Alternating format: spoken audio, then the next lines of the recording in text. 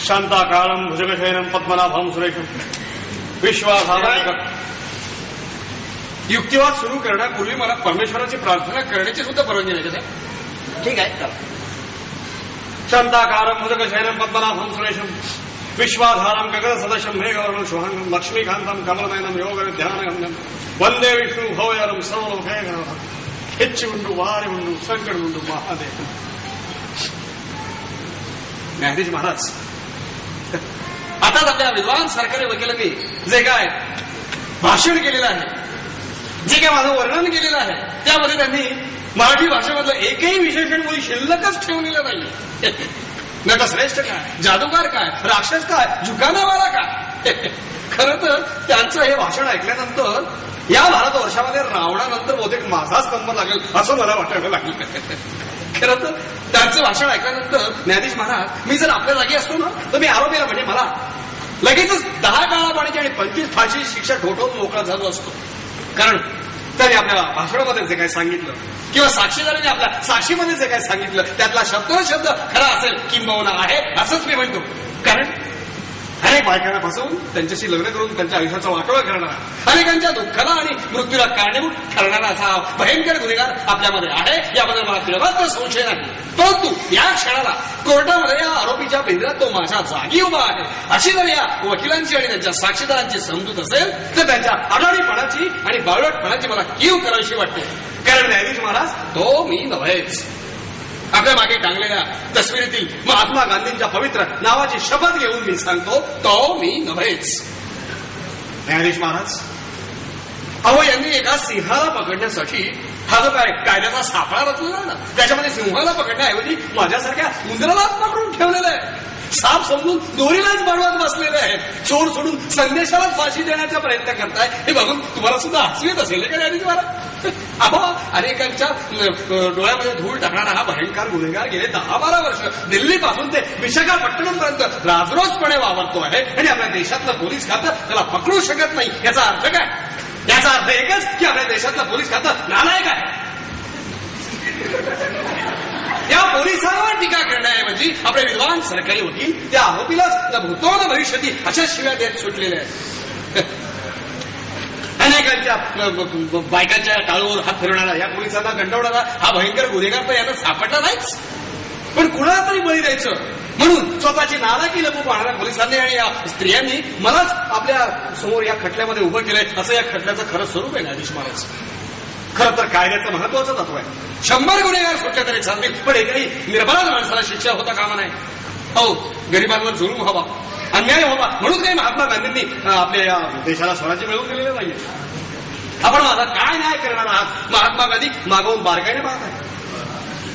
त्यामुळे मला शिक्षा ठोठावण्यापूर्वी तुम्हाला 100 वेळा विचार करायला लागेल.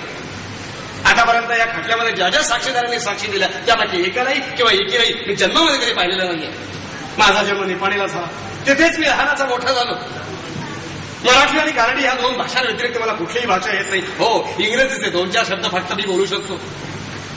वयाच्या 20व्या वर्षी माझं लग्न झालं आणि देवाच्या दयेने मला 5 मुले आहेत साहेब. आणि त्याच्या आठवणीने मला तुरुंगात रात्र झोप येत नाही साहेब. आणि आपला बाप इतके दिवस कुठे गेला आहे म्हणून ते सुद्धा तिकडे घरी काय मोकळून फिरत असतील साहेब. अहो, मी एक अतिशय सज्जन, सुस्वभावी आणि कुटुंब वत्सल माणूस आहे. अहो, परस्त्रीकडे मी कधी वाकडा डोळा करून जन्मामध्ये बघितलं नाही. आणि हे वकील साहेब म्हणतात की मी इतक्या बायकांशी लग्न केलं आणि इतक्या मुलांना जन्म दिला. अरे परमेश्वरा, इतके भयंकर आरोप करण्याआधी माझे डोळे का नाही विटलेस? इतक्या बायकांशी लग्न करायला मी काय श्रीकृष्णाचा अवतार आहे का? इतक्या मुलांना जन्म द्यायला मी काय धृतराष्ट्राचा बाब लागून राहिलोय का? माझी परमेश्वरावर निरंतर श्रद्धा आहे. मग इतकं भयंकर बाब तो माझ्याकडून घडवेलच कसा?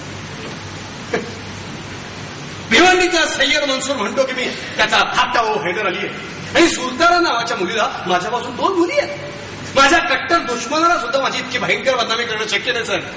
अहो, वयाच्या 15 वर्षापासून मी काँग्रेसमध्ये आहे. कायदेभंगाच्या चळवळीत मी तुरुंगामध्ये जाऊन आलोय आणि महात्मा गांधींच्या अहिंसावादावर माझा पूर्ण विश्वास आहे. अहो, साधं रक्त जरी दिसलं तरी मला घेरी येते. मी खाटकाचा मुलगा कसा असू शकेन?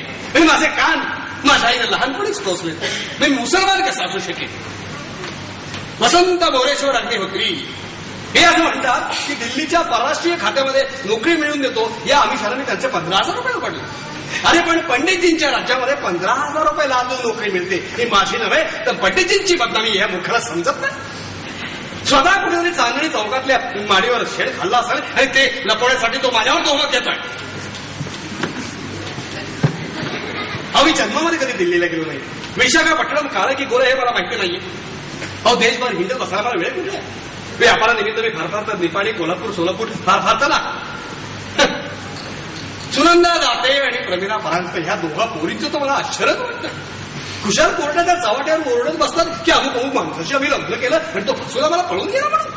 अरे अरे स्त्रीची शालीनता नम्रता या सगळ्या उदात्त गोष्टी गेल्या कुठे. पूर्वीच्या आर्य स्त्रिया बघा अरे प्राण गेला तरी आपल्या पत्नीविरुद्ध बरा शब्द उच्चारित नसत. हे खुशाल कोर्टामध्ये म्हणतात की अमुक माणसाशी आम्ही लग्न केलं आणि तो फसवून पळून गेला म्हणून. मला यांच्या नवऱ्याचं मुली आश्चर्यच वाटत नाही साहेब.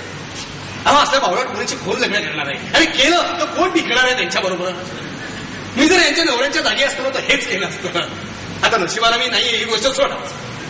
आता ही सुनंदा दातेचं उदाहरण घ्या. इच्छुकडे लग्नच नाही ना. चांगली बीए शिकलेली आहे चांगली दिसायला बरी आहे.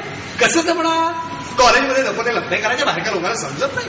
मग जायचं त्या गंगूताई घोटाळ्याच्या विवाह संस्थेमध्ये नाव नोंदवायला आणि द्यायच्या पेपरमध्ये जाहिराती.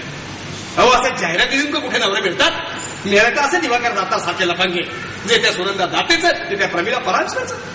साधा पातळ खरेदी करण्यासाठी या बायका 10 दुकानं बांधते घालतील. पण ज्या माणसाची आपण लग्न करणार आहोत त्याचा स्वभाव काय त्याचा मित्र काय त्याचा धर्म काय याच्याबद्दल काही चौकशी करायची यांना काय आठवण आहे. आणि यांचं जाऊ दे पण यांच्या घरच्यांचं काय. आपली मुलगी कुणाबरोबर लग्न करते याचा विचार करू नये. कोण तो दिवाकर दातारपणे येतो आणि 10 मिनिटात दाजी शास्त्री बोलून येतो आणि हे त्याला ओळखू शकत नाही. अरे हे नाटक एका सिनेमा आहे जगदीश महाराज आयुष्य म्हणजे. हे तुम्हाला सगळं खरं वाटतं. बाकी या सगळ्या गोष्टींशी माझा काहीही संबंध नाहीये. मी तो दिवाकर दातार नाही दाजी शास्त्री दातार नाही अशोक परांजपे नाही माधव घरे नाही तर मधुकर देशमुख तर नाहीच नाही.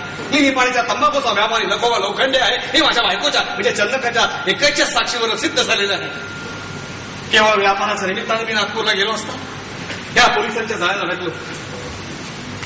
परमेश्वर या बाबतीत माझी परीक्षाच बघतोय. सरकार सर्व सत्ताधिकारी आहे त्यांनी सगळं सामर्थ्य माझ्या विरुद्ध उभं केलेलं आहे. परमेश्वराखेरीज मला दुसरं पण आहे. न्यायाधीश महाराज वकिलांना तुम्हाला विनंती केलेली आहे की मला कठोरात कठोर शिक्षा करावी पडून. न्यायाधीश महाराज ज्या बायकांनी आपल्या आयुष्याचा वाटोळा करून घेतलाय त्यांना आणि या त्यांच्या नातेवाईकांना जर काही समाधान माझ्या बलिदानाला मिळणार असेल ना तुम्ही काही एक विचार न करता मला 100 वेळा फाशीची शिक्षा ठोठावून मोकळा अजिबात घेऊ नका. अहो माझ्या बलिदानानं जर या मध्यमवर्गीय प्रौढ स्त्रियांच्या आयुष्याचा प्रश्न सुटला आणि त्यांच्या नातेवाईकांना जर काही अक्कल आली तर माझं हे हौतात्म्य समाजाच्या सार्थकी लागलं आणि परमेश्वराच्या चरणी रुजू झालं असंच मी समजेल. पण मेल्यानंतर सुद्धा माझा आत्मा एकच बोलत राहील की तो मी नव्हे.